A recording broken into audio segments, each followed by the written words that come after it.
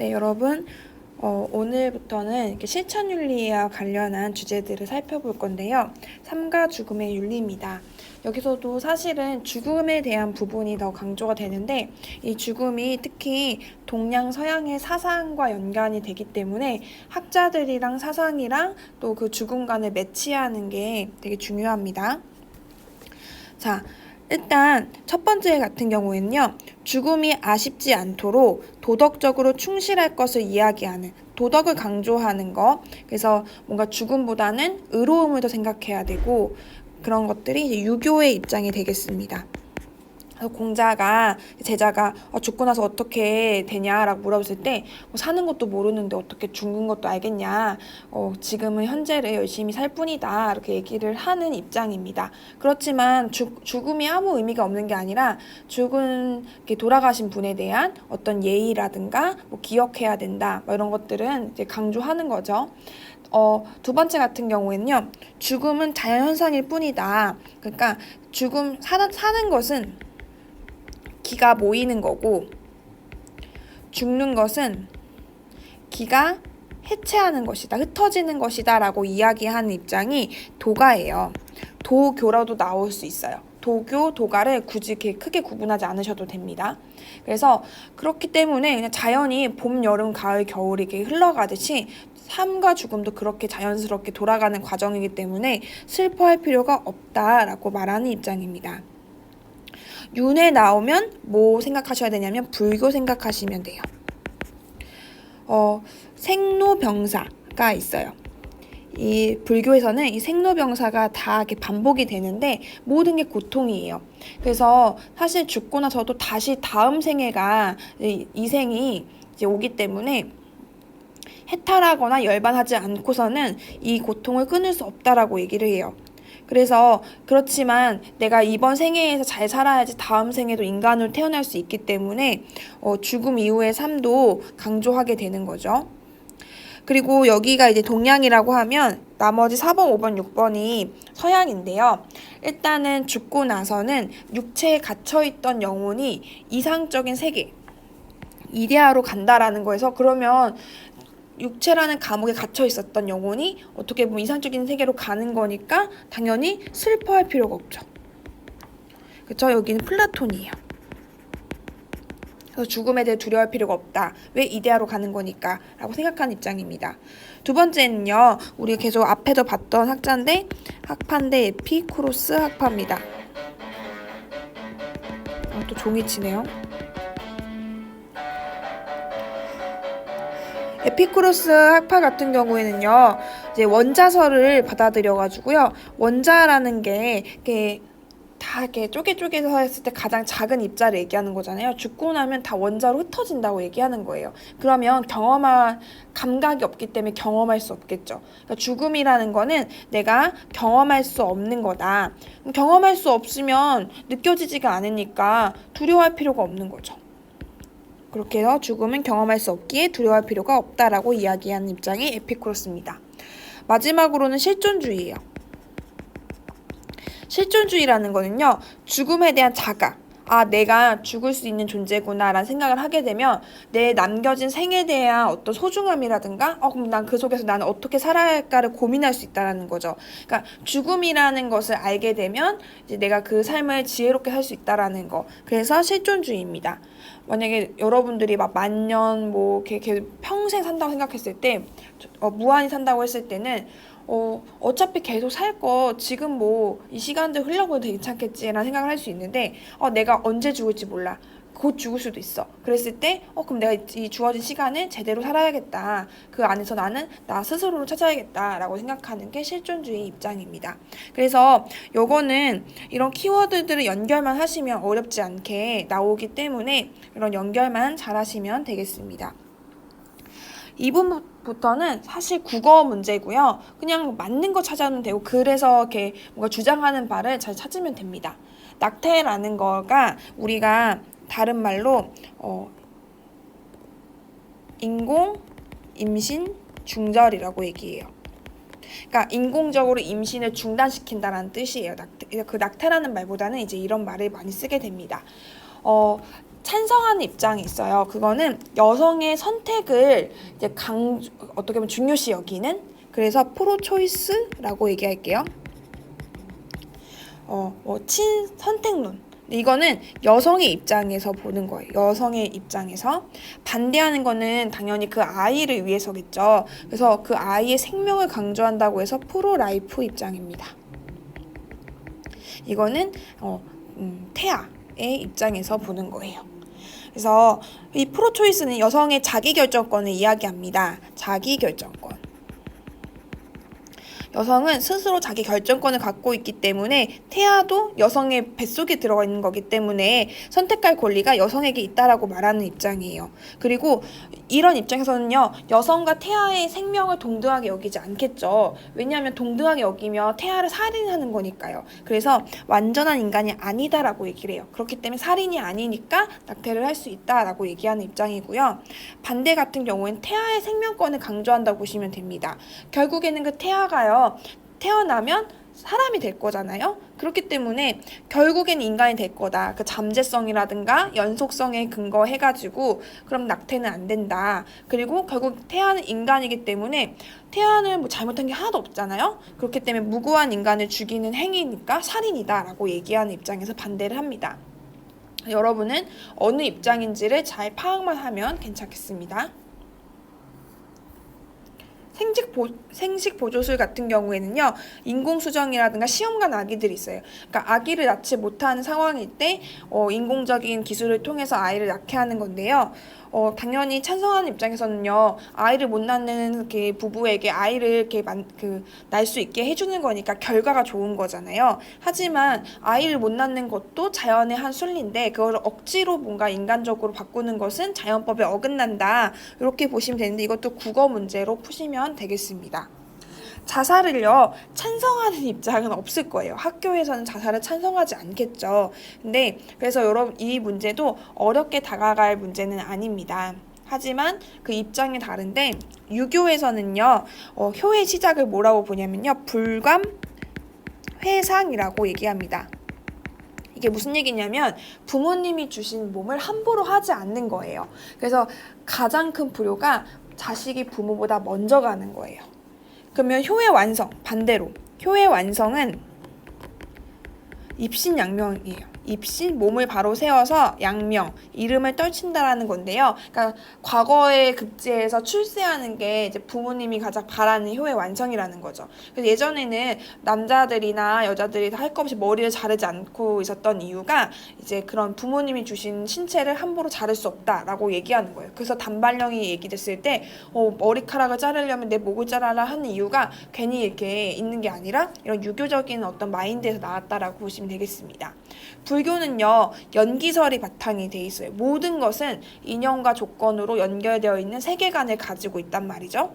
그러면 나와 모든 것은 다 연결되어 있기 때문에 연결된 존재를 죽이는 건 나를 죽이는 거나 마찬가지예요. 그래서 함부로 희생을 시키지 않는 불살생, 죽이지 말라는 거죠.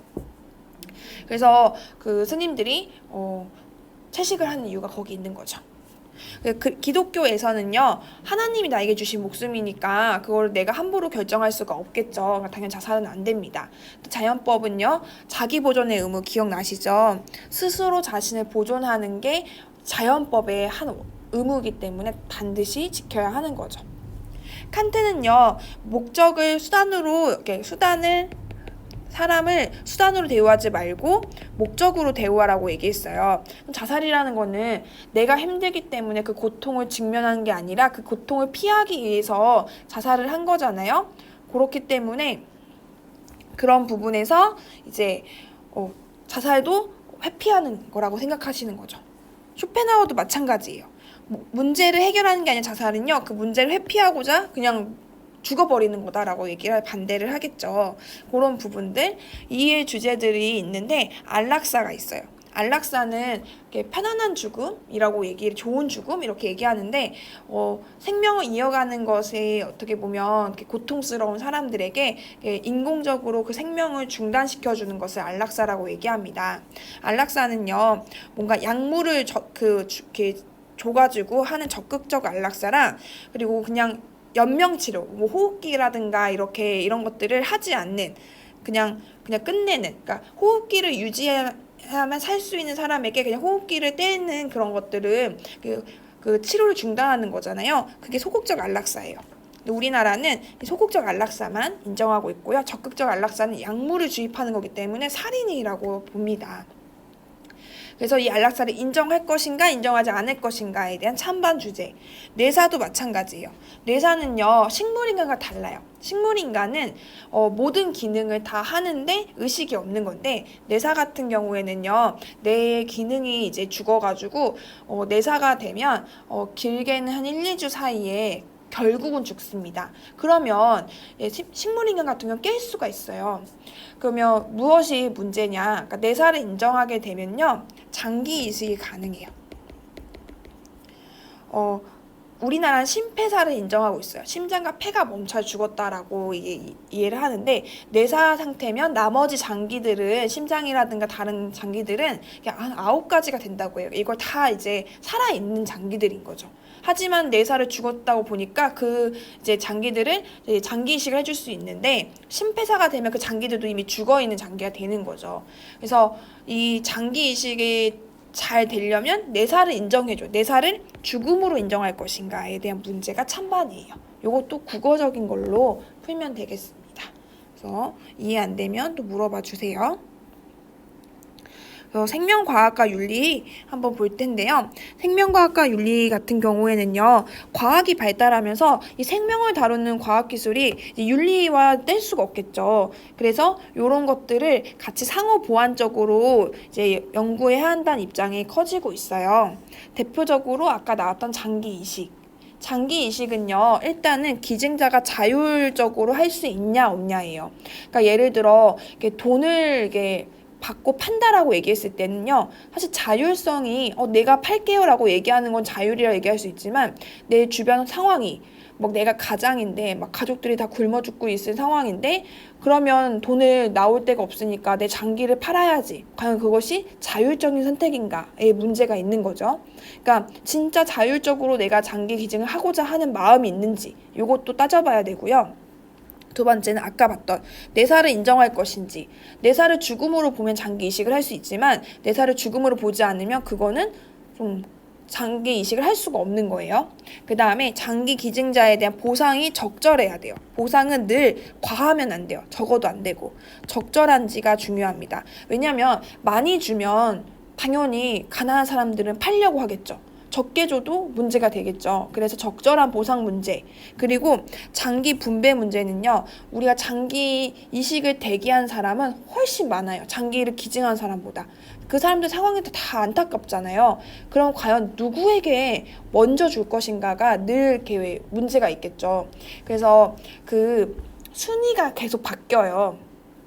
당연히 급한 사람, 빨리 장기 이식 받지 않으면 목숨 위태로운 사람, 그러면 그런 사람들이 많다면 그 중에서 나이가 어린 사람, 더 살 날이 많은 사람, 그리고 가족 중에 가족한테 줄 수 그러니까 가족이 장기 이식을 했으면 그 사람들 받을 자격이 조금 더 있는 거죠. 이런 식으로 순위가 계속 바뀌어가지고 그때마다 순위 1순위인 사람에게 가도록 합니다. 이런 것들이 이제 다뤄야 될 부분인 거죠. 그 다음에 이제 인체 실험. 우리가 인체 실험하면 좀 무서워 보이는데, 신약을 개발할 때는 당연히 인체 실험을 해야 돼요. 그 약이 어떤 사람들에게 어떤 영향을 주는지 모르기 때문에. 그럼 가장 중요한 건 이것도 동의 문제예요. 실험 대상자가 동의했는가. 우리가 일제시대 때 우리나라 사람들, 일본 사람들에서 인체 실험을 당했잖아요. 독일이 유태인들을 그렇게 했던 것처럼. 근데 그건 동의에서 이루어진 게 아니죠. 그렇기 때문에 실험 대상자에게 어떤 피해가 있을지, 그리고 어떤 보상을 줄지를 실험자가 정확히 알아야 돼요. 내가 이 실험을 했을 때 나는 이런 부작용을 안을 수 있어 라고 생각을 다 알고 있는 상태에서 동의를 한 실험만이 정당하다라고 보는 거죠. 그래서 이런 거를 이제 강조하기 위해서 뉘른베르크에서 강령을 내립니다. 이게 2차 세계대전이 끝난 이후에요, 독일이라든가 일본이 정말 무자비하게 인체 실험을 했잖아요.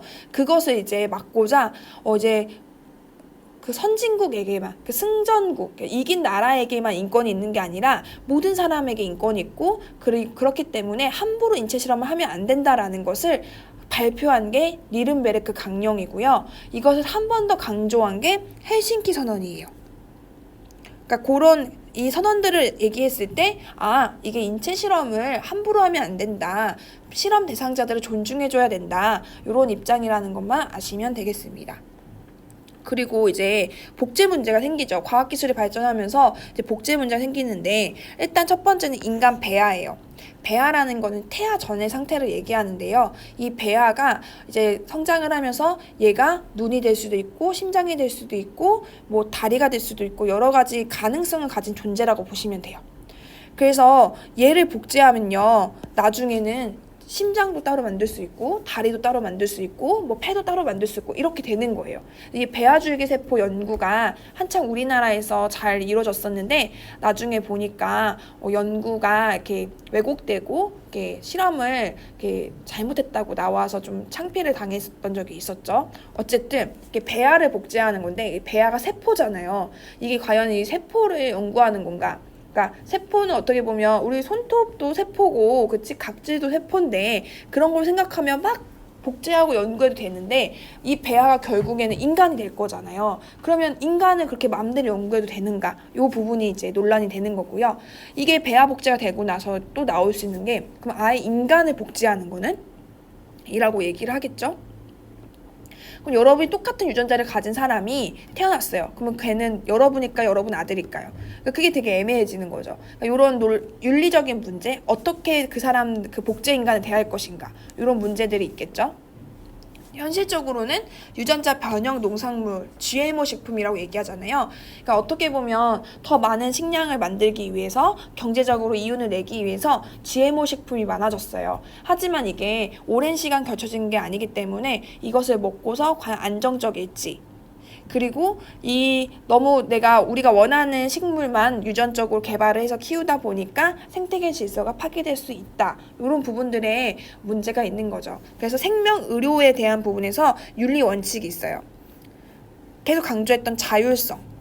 그리고 그 결과가 이렇게 나쁜 쪽으로 가면 안 된다. 이렇게 가는 거고, 그 결과가 공동체에 선해야 된다고, 그리고 그것이 잘 분배돼야 된다. 골고루. 어느 집단에게만 그 이득이 가는 게 아니다. 정의, 이 네 가지 입장이 있습니다. 이런 네 가지 원칙. 지금 이것도 딱 네 개잖아요. 그러니까 문제에 나오기 쉽겠죠. 그런 것들을 잘 기억해 두시기 바랍니다.